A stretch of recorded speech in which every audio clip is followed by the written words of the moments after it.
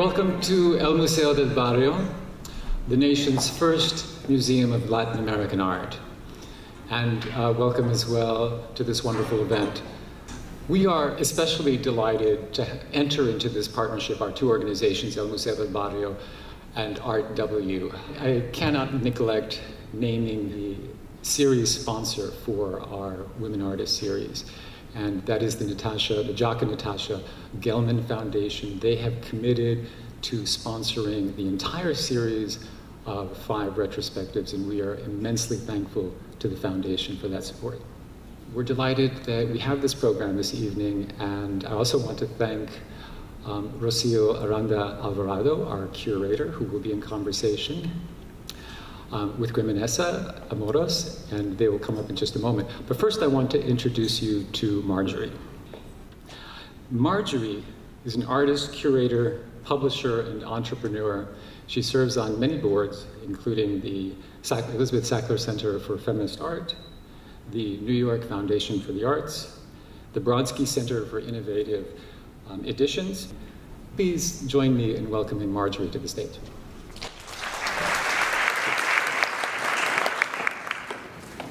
Hi everybody. I'm so happy to be here and to thank you. Thank you for supporting RW, for supporting Grimanesa Amoros, and for supporting the Museum del Barrio. This is a wonderful, wonderful celebration for all of us coming together tonight. Let me tell you a little about this wonderful artist, Grimanesa. She also is an amazing, talented, interdisciplinary artist who has lived and was born in Peru and now lives in New York City.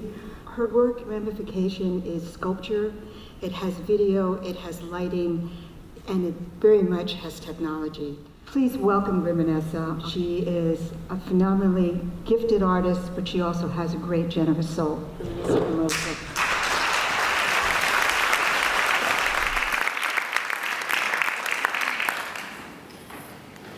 Thank you.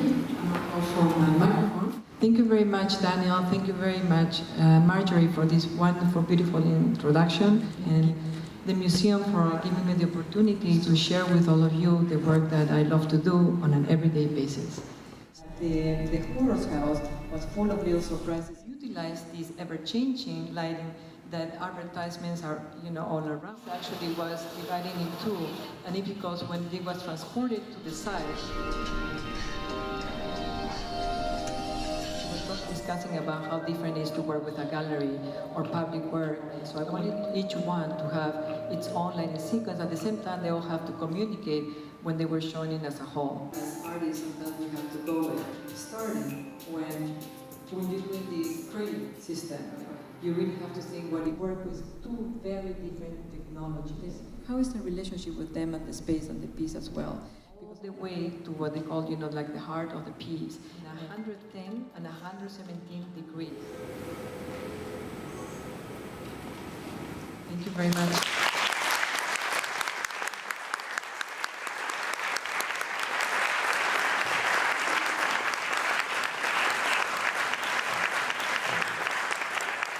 What would you say is your relationship to intuitiveness to technology? Lighting sequence is the part that is the most intuitive, because the lighting sequence is made from scratch. So I don't take from a program randomly and then put it through the computer and through the system. So it's done specifically. And for doing that, you have to be on the space. And that's the part that I like about the process of my work. I keep on learning, and I'm always trying to develop new material. Grimanesa, you've worked with a lot of different architects, but if there was one architect that you would like to work with in the future, who would that be? I like Herzl and de Meuron. They are from Basel, from Switzerland, and I truly like their approach. They really take a lot of consideration and studies, before they bring it up. You talk about this intuitive relationship to technology. And I wonder if you want to tell us a little bit more about that. Like, how is it that you decide what the sequence is going to be, and what made you become interested in using technology?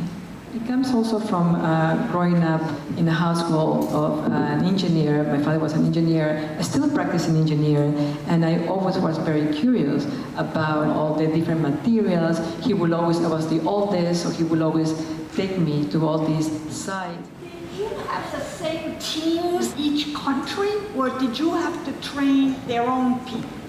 I have my own team that I always work with and I always travel with. So the teams usually on the other side, they know exactly what they have to do. I wanted to ask you about the material, like the tubing, the lighting. Can you talk about that a little bit, please? How could you make them work simultaneously at the same time? And for that, it has been, for example, a research of 9 months. The lighting sequence, any of pre-programmed? Nothing is pre-programmed. It's all done on site, yes.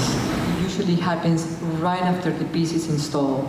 It's all in place, and then I have to wait towards the night, and then I start thinking what I'm going to be doing. Do you ever have any constraints, budgetary, or do you just have unlimited budgets? I like that. I like it very much. Of course, I would love to have an unlimited budget, but the reality of the fact is not. They all varied from project to project, yes. And I'm so delighted that she was able to do this for us today.